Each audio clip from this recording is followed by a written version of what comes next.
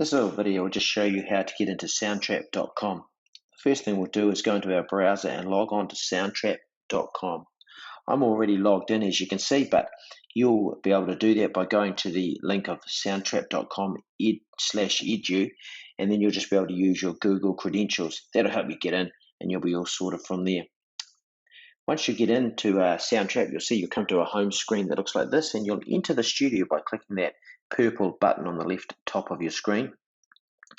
And once you get to that point, you'll be able to enter the studio, and that will open up, in effect, a sound recording space for you to be able to create sounds and to do lots of stuff in regards to recording and music.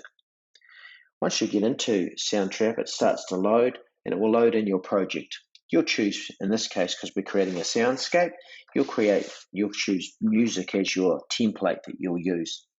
Once you've clicked music, it will then set up the recording space for you to be able to use.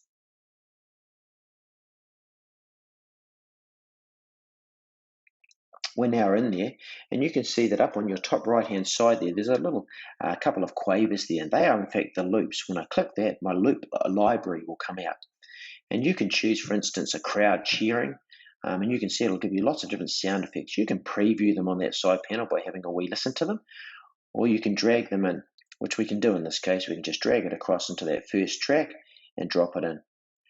Once you get into there, it'll start to load, which can take a little bit of time, but not too bad depending on the Wi-Fi. Once it gets loaded in, you'll see that there's a whole track there of sound in terms of a baseball crowd in this case, but you can have any crowd in there, different sounds. I can also go ahead and look for some other things, small crowd cheering. I can load that in, and at that point then I will see that jump into there as well, and that will give me another thing, another layer of my sound effects for my soundscape.